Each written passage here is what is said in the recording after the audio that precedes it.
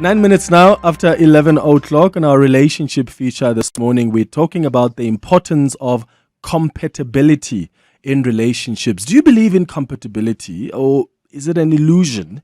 I mean, most of us have a type. How many times do we talk to our friends and we say, what's your type? We have a type, someone who checks all our boxes on paper and we are compatible with, right? But what does romantic compatibility look like in a relationship and how important is it, right? It's an ingredient in relationship that is important because it is the basis of how well you and your partner get along. So it's crucial for a healthy, fulfilling relationship. And I'm not just talking here about things like being physically attracted to each other or having, complementary astrology signs, because that may indicate surface level compatibility. But true compatibility often involves sharing the same values, your beliefs, what else? Interests, your goals, your lifestyle. So in the absence of compatibility, couples actually struggle with some challenges. Couples often experience constant conflict. There's misunderstanding, there's unhappiness, which ultimately leads to the breakdown of the relationship. So how compatible are you with your partner? And is compatibility something that is important in your relationship? Have you been with someone perhaps you were not compatible with? What was that one thing that showed you that you were not compatible? You can share your experiences with us on 011 883 0702. The WhatsApp line is 072 702 1702. Dudu Nhlabathi-Madonsela is a relationship coach who's going to guide us through this conversation, who's in studio with us. Dudu, welcome to the show. How are you? Hello, how are you? I'm good. Thank you for coming through to talk about something so important. And I must say from the beginning and that's why I'm asking, because there are some people who feel like compatibility is an illusion. It's not always that you're going to find someone that you sort of share the same interests with. And most of those people, I sometimes call them I know my worth brigade. You know those? When there's a shortage of places, everyone is high value and they know their worth. All of a sudden, I'm like, So let's start with that. Why is compatibility so important in a relationship? So if you define what compatibility is, it's shared values. It's values that are compatible with each other. And what happens is that our values shape our decisions and also shape our behaviors and what we prioritize and deprioritize. And most of the time, you'll hear people talk about, I only found out about his money habits, or I found out about his views around where we want to send our kids to school when we got married. Are you kidding me? Yes. You didn't have that chat? Well, even if you could have that chat, right? But I mean, it's what to look out for. Yeah. Because, like, for example, if my husband had a chat with me around my money habits, of course, baby, I'm responsible with my money. But right now, I'm his biggest liability. That's so true. Yeah, he calls me his biggest liability. But it's around just being able to see in terms of what do you value. And because your values inform your behavior. Mm-hmm. And I think most of the time, most people do not know their values. And they do not know how to assess their values. And sometimes when some people know their values, they also don't understand what compatibility entails from a values perspective. So we might be a couple, right? And what your value number 1 might be my value number 5. But it doesn't necessarily mean we are not compatible.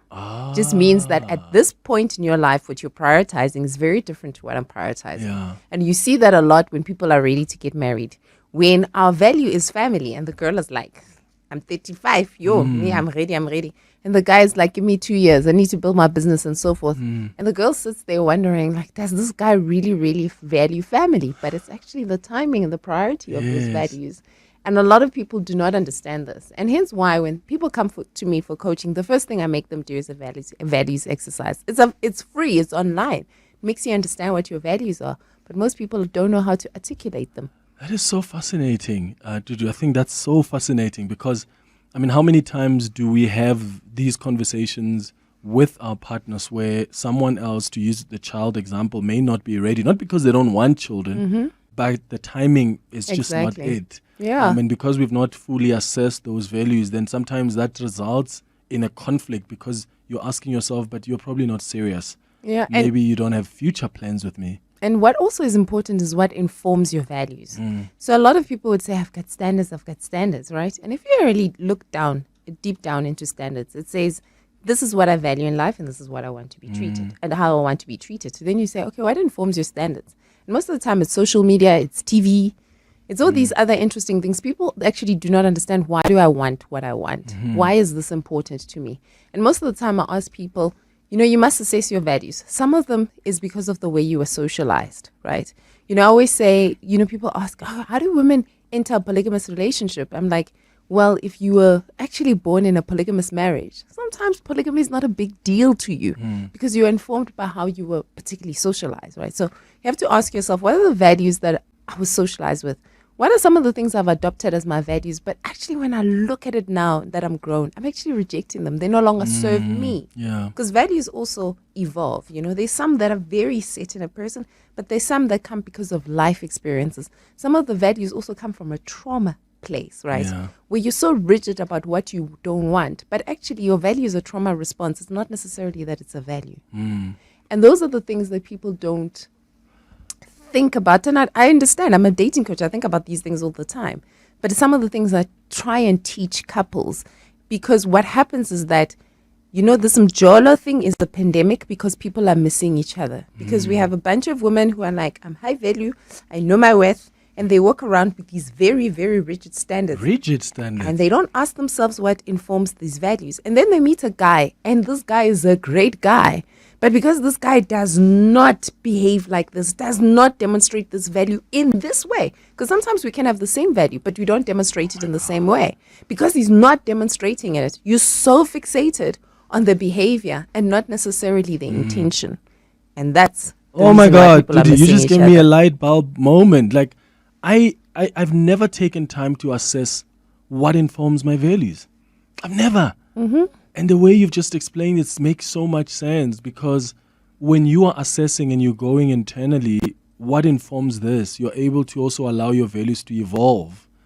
Because sometimes it's informed by how you are socialized. I grew up seeing this in my family, or seeing my parents do this.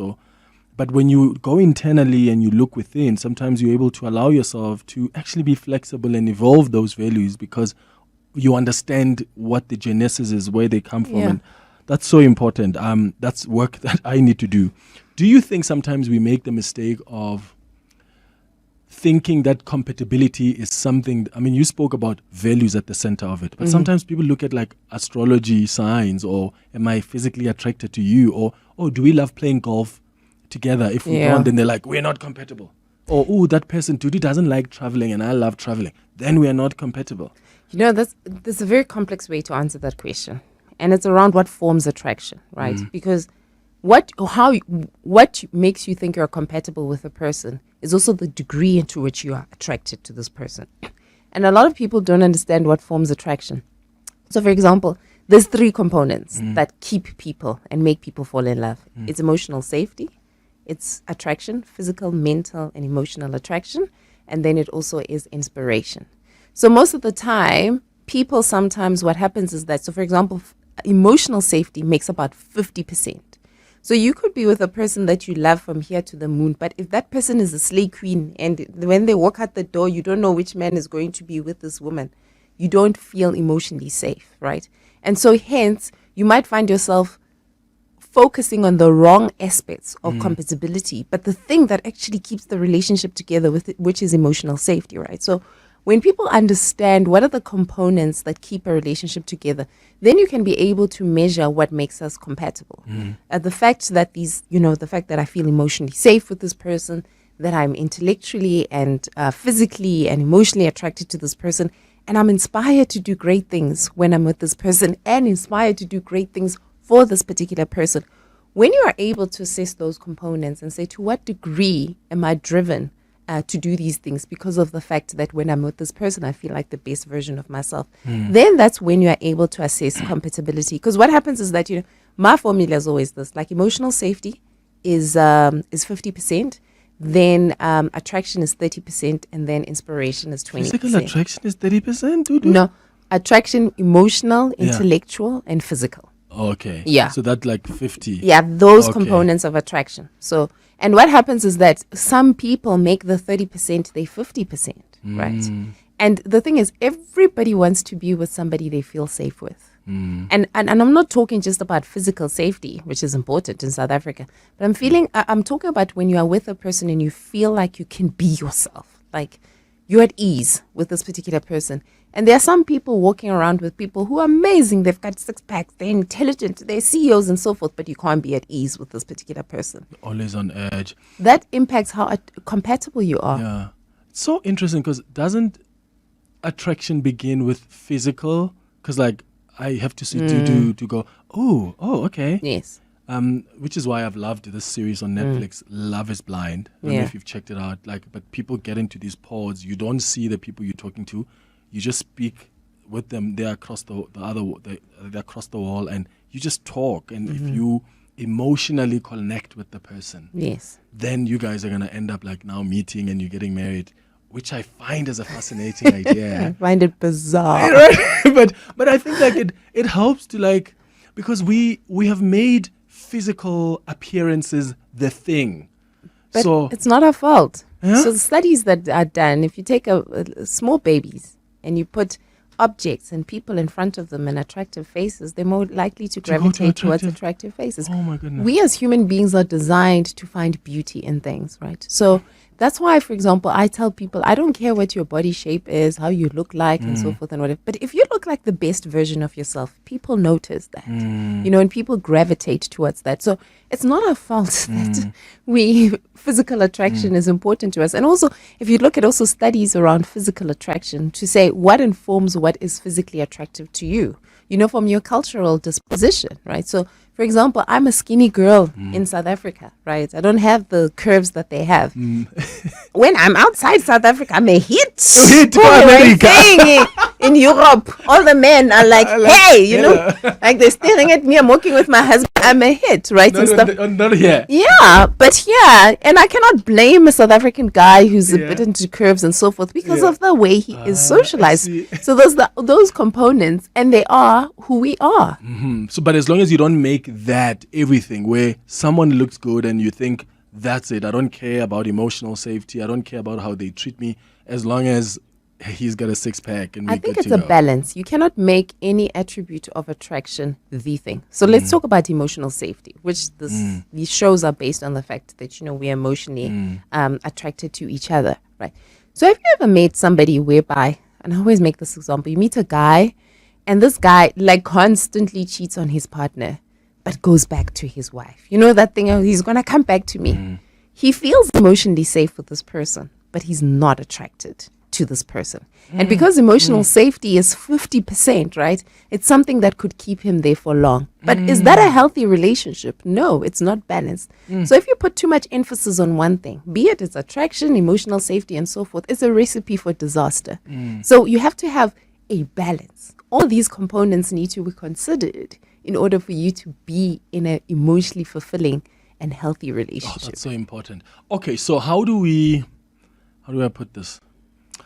Can we compromise on some of the elements of compatibility? Because I used to think, there was a time when I was reading a lot about non-monogamy some few years back, because I was trying to understand what is it about, like, because I struggled with the idea that a human being, a Dudu, can fulfill every single part of me.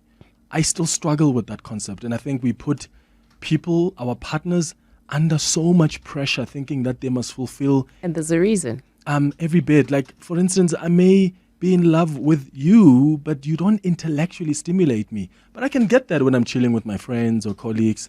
So I just feel like sometimes we have this expectation that Dudu must fulfill this, all these 10 things. When in fact, sometimes it's, am I emotionally secure? The important things you mentioned, and I can take that. Other things are missing. I'll find them when I'm talking to friends or whatever. Do you know what happens in this Majolo thing? And this is how I've taken dating coaching, a different approach to how to find a man. We have to realize why we are here. So the example you're making right now to say we are looking into one person to emotionally fulfill us. We've moved away from the sense of community. We have boundaries. We have people are hyper individualistic about their views of the world and so forth. We were never designed to be emotionally fulfilled by one person. We lived as in communities. As a society, you had friends, you had family.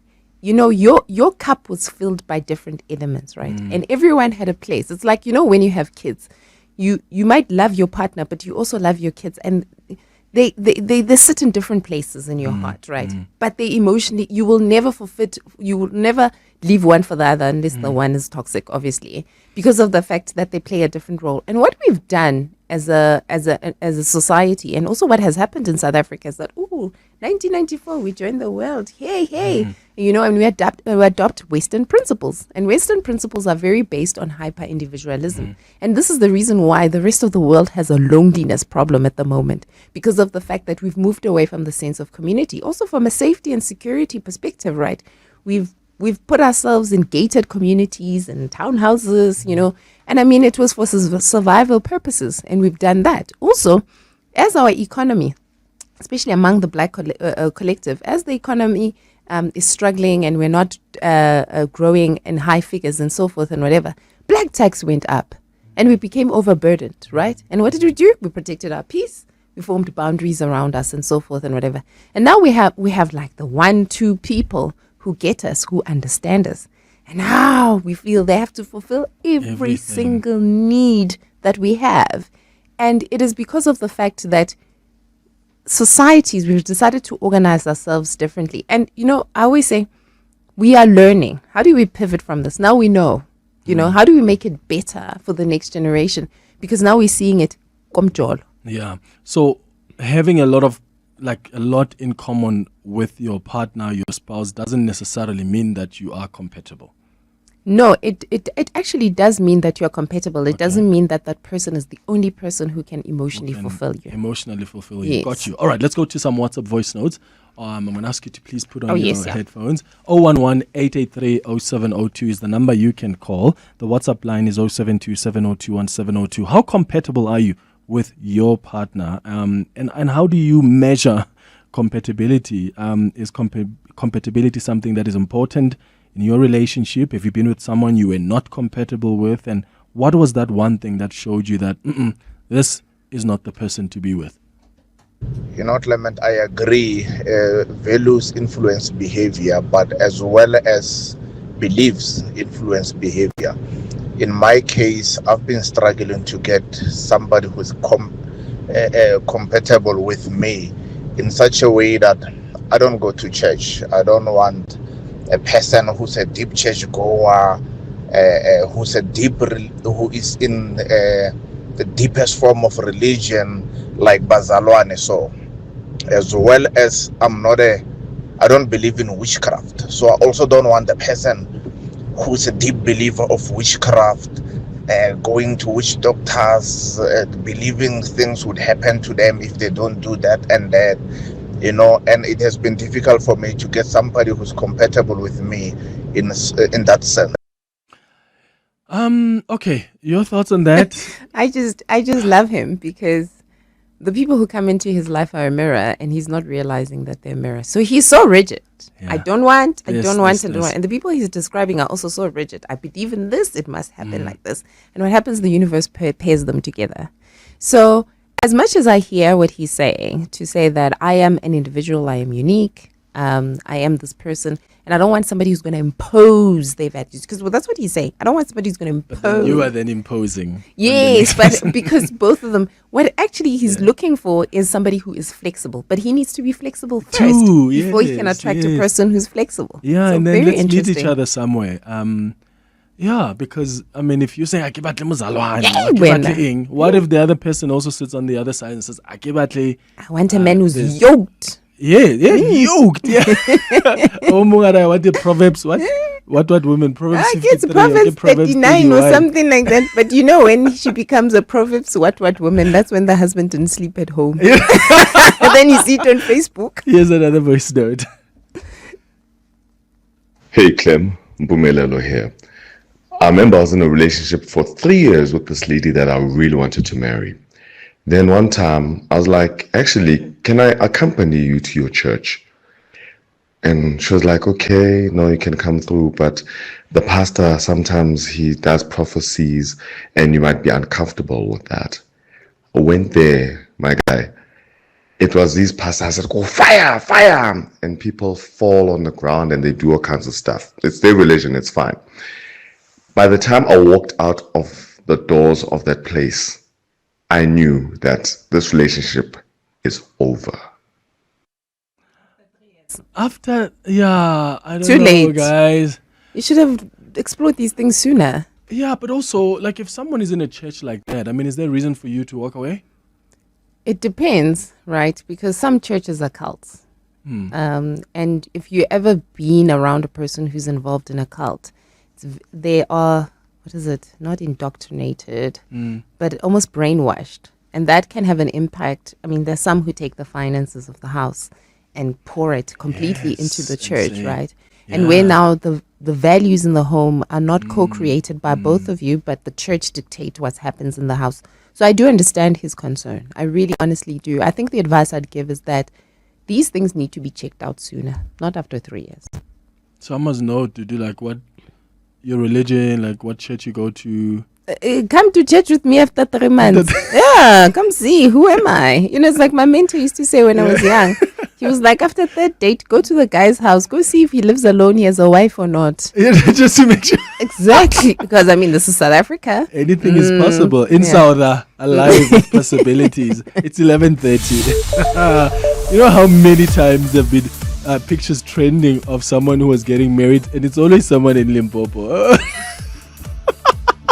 Somehow there's like, oh, there's someone who's getting married in Limpopo, but the girlfriend finds out on social media. And she's bought the car for the wife. Yeah. You remember that one?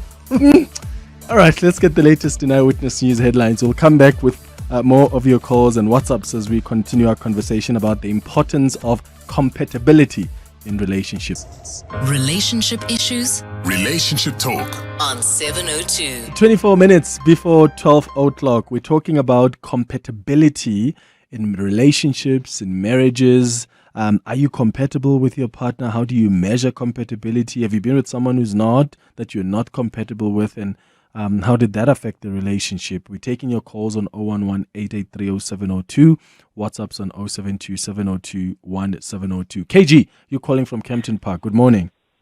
Morning, Clement. Sure, man. Go ahead.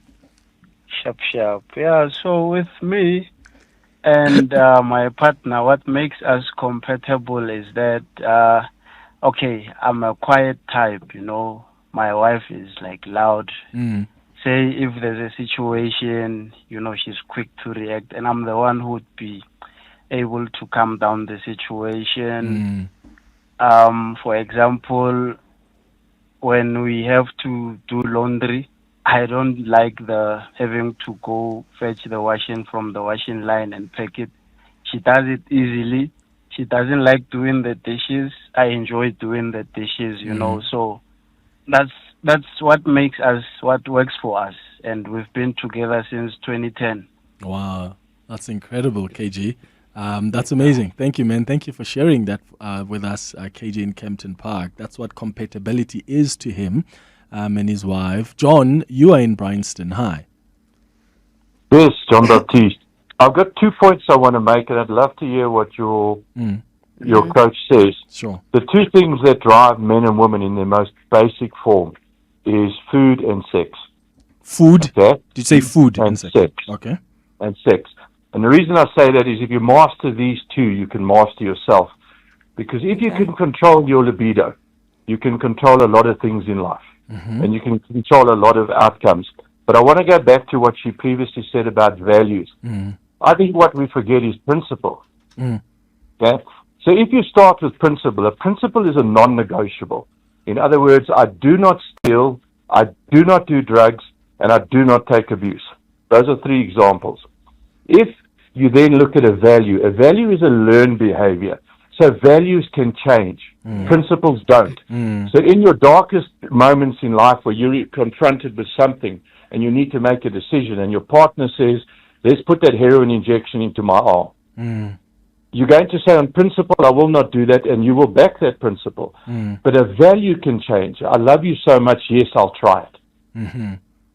So I think those 2 things, if you can just talk to principle and value, because if we're trying to understand each other, let's start with principle, because your partner may say, for example, I don't like going night clubbing and being out late at night and drinking. Now, that can be a big problem if your partner likes dancing and those kind of things. But you can learn that behavior through compromising. But you will never compromise a principle. Yeah. And what about food? You mentioned food there.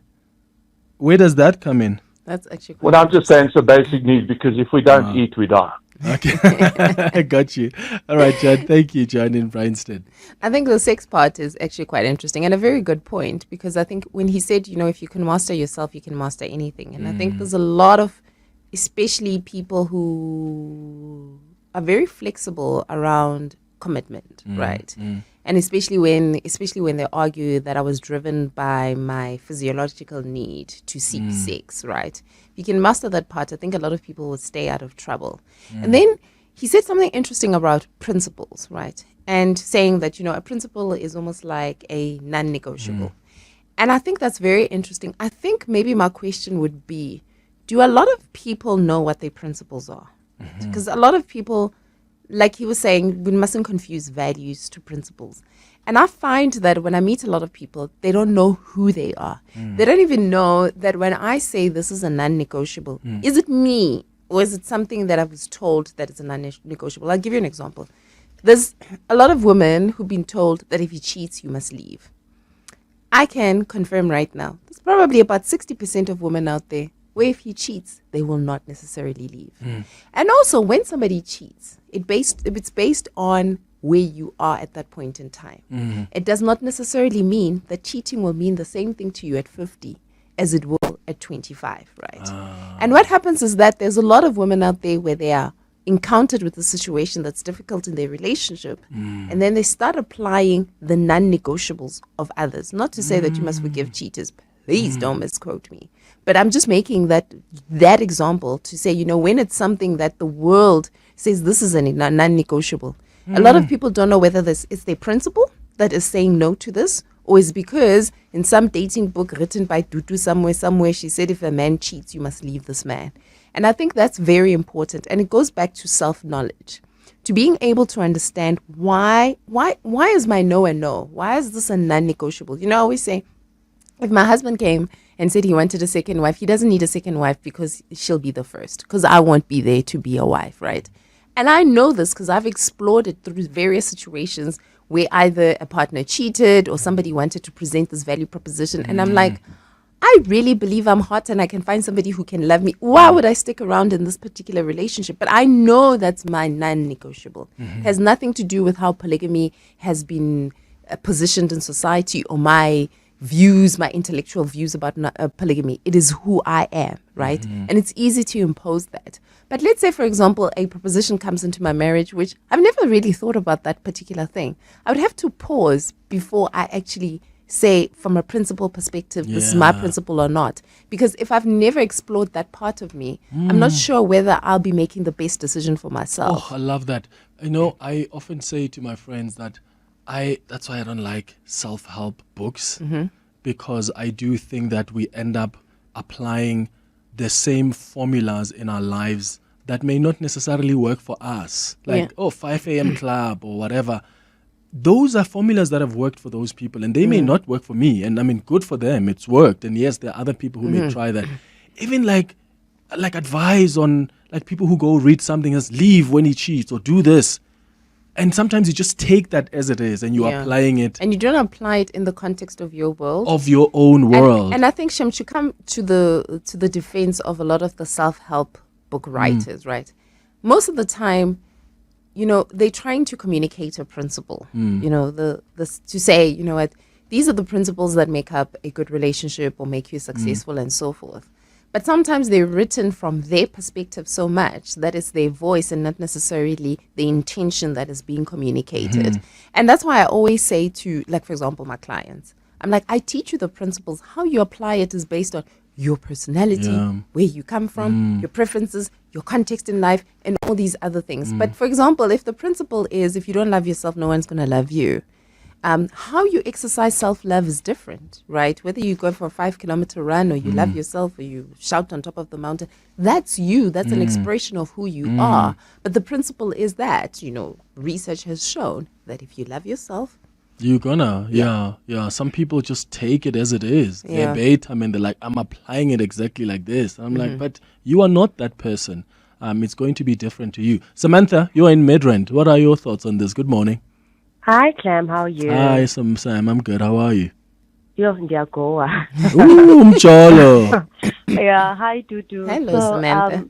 I was on a talking phase with this guy for 2 months, right? Okay. What? And- Talking face for 2 months? Yeah. Okay. I asked him, why haven't you asked me to be your girlfriend? And he was like, no, I feel like we need to exhaust knowing each other. And I was like, there's no Hey, way you can exhaust knowing someone. Yes. I mean, people can be married for more than 40 years. We still can't say they really, really know each other like that, you know?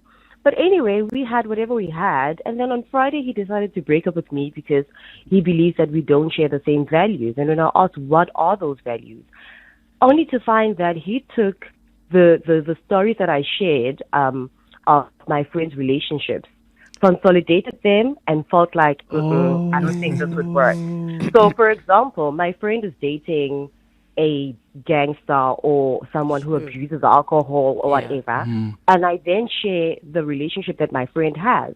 That has nothing to do with me. I've got no influence in what my friend thinks. Chances are I only see my friend once or twice in a year. And they're adults. They're doing And what she's they an know, adult, what they want. yeah. Exactly. But he came back to me and he was like, this won't work for me because you're romanticizing this relationship. That didn't make sense to me. I think till today, I'm still trying to understand why someone would come back and say this is not working because of your friend's relationship.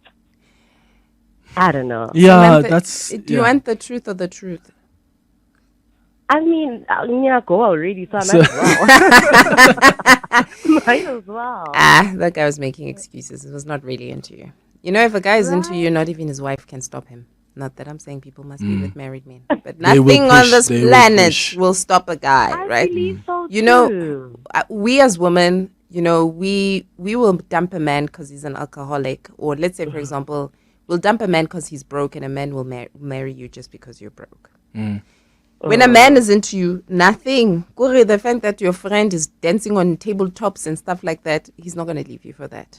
He might express his opinion, but he's not going to leave you. This guy was just wasting your time, to be quite honest. He was being selfish, and that is an excuse. Don't make it a reflection on you. Don't make it a reflection of your future encounters. He was just not worth it, and just because you didn't see your value doesn't mean a man out there won't see your value. See your value. And what happens, like imagine you ended up with him, Samantha, and one time you're out with your friend. The next thing is he's going to have issues with you being friends with that friend now. Exactly. It's like, why are you friends with this At some point, person? he couldn't even leave me alone at his house. Surely he thought that my friend's boyfriend would come and steal his things. I don't know. He was, he's got stuff. Samantha, go out there Yeah. and find a new boo, all right? Stop go-washing. He's not worth the pain. Don't even think about him. Go on a date. Find somebody. Tinder for one day. Something. Join a running club. Apparently, that's the place. Yeah, now. the Marrows Who one. knows? It's 13 minutes now before 12. John Perlman. Weekday afternoons, 3 to 6. There's a gap on wages, but I understand a source of considerable dispute is the rostering system. You've changed that. Solidarity are saying on behalf of pilots that the system they had before was more conducive to them being able to strike. What is SAFE's response to that? And do you have any wriggle room or negotiating space on that? You know, we don't really wish to get into a lot of the particulars of the negotiation. Suffice to say that the contentions at hand really do surround the standard matters that are often discussed between employers and employees. The systems are very equitable. John Perlman. 3 to 6 on 702. Tiny Esther, or should I say the Tupperware Tony? How's business going? Business is booming. I've been operating out of the boot of my car for 10 years, but shame, it couldn't keep up with my growing empire. Okay, so you sold it to We Buy Cars? Yes, quick. Sold my old one, bought a bigger one. I even sold some of my Tupperware to the friendly guy who picked up my car. Stick to what you know best, eh, Tony? Excuse me? Never mind. We Buy Cars. Geared for your business, geared for you. Medical aid plans. They're normally like this. So, you'll need to take this form and this. So don't forget this too. Okay, wait. Don't forget this one. Wait. Okay, done.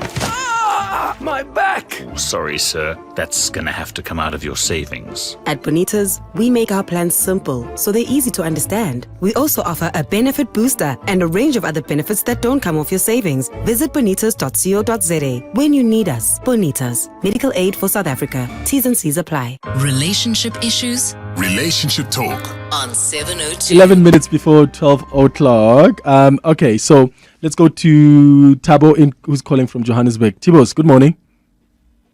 Hey, Clem, how's it? Sure, man. Go ahead. Oh, thanks, Clem. So, here's the thing. I'm in a relationship about 7 months now. Yeah. With an admitted attorney, and I am a nurse by profession. Mm-hmm. So the thing is now she's got a very, very demanding job. Always at work. And then she gets to me probably very late at night. Very late at night. Yeah, and then I'm free for rest of the day because I regulated my hours due to the work I do. Yeah. Oh man, emotionally I feel like we're not connected because I think one thing that was keeping us together, I felt like it's great sex, of which I have no issues with that. Yeah. But everything else, whenever I try to connect with her emotionally, it's only when we're together. Let's say I'm spending a weekend with her, we'll be great together. But the minute I move away, oh man, I feel like I'm forgotten in my life. You know, I just have to send a text. We send a text now; it's answered at night. You know, I would send a good morning text. Hey babe, how's it? I love you, man. I miss you. I hope you have a great day. And then she just blue ticks me, and then comes back to me at 9 at night, and like, hi babe, how's the day? You know, and I'm like, geez. Then I try to raise these things, but to her, it's like, why do you have a problem with this? Because babe, I'm gonna get back to you. I love you. You know I love you. And I'm like, geez, man. You know, that's it. Has So you don't know where she content. is the whole day since you said good morning until she texts you back at 9 p.m. to respond to your good morning message. You are projecting. I know her very well that she's at work. She's at work until 6:30, 7 at night, and then she goes out to have fun with friends and stuff like that, and comes back to me even later than that, at like 10:30, 11. You know, yeah. But I mean, It's Tibos, emotionally, I feel like we're not. Yeah, and you guys have been together for 7 months, yeah? We've been together for 7 months. Yeah, and you love her. You want this to work. Oh, I love a man to bits. Yeah. Oh, the line is breaking there. There's a couple of scenarios here. She could either be with an emotionally unavailable person. And usually emotionally unavailable people just generally are not as responsive and also are not aware that they're not emotionally they are emotionally unavailable, right? So it could be that. It could be she's not that into you, right? Because when we like people, we think about them all the time, right? The other thing that he could probably do is start structuring days where they agree that these are the times where we emotionally connect. Whether, the 30 minutes we're on a call. How about your day and so forth and whatever, somewhere during the day and so forth. So he could try that. And if maybe he determines that she's emotionally unavailable, the first thing that would need to sort that thing out is therapy. There's no amount of love that's going to sort that out. Yeah. If the person is not aware and is not doing something about it. Yeah, show them where that is hurting you, Tibo. So maybe try therapy. All the best, man. Tabo in Johannesburg. Noni, you're in Joburg as well. Hi. Hi, Clement. Sure. Can you hear me? Yes, go ahead. Yes. So my comment is just about the fact that I think couples, before getting married, need to be a little bit more serious and honest about a spiritual compatibility, because someone's belief shapes their whole life. It shapes what they think about who woke them up this morning, right? So it becomes difficult then to try and reconcile those issues in a marriage once you're married, because a person will not change the way they believe. And I want to take it a step further to say, okay, don't just ask, are we both Christians? But go further and say, what do we believe as Christians? Because there are 1,000 denominations out there, Yes. and I have an experience of that. If you're in a marriage with someone you don't agree with in things of your faith, it causes a rift It causes constant conflict. It makes your marriage miserable, especially if for you your faith is number one on the list in the things that you value.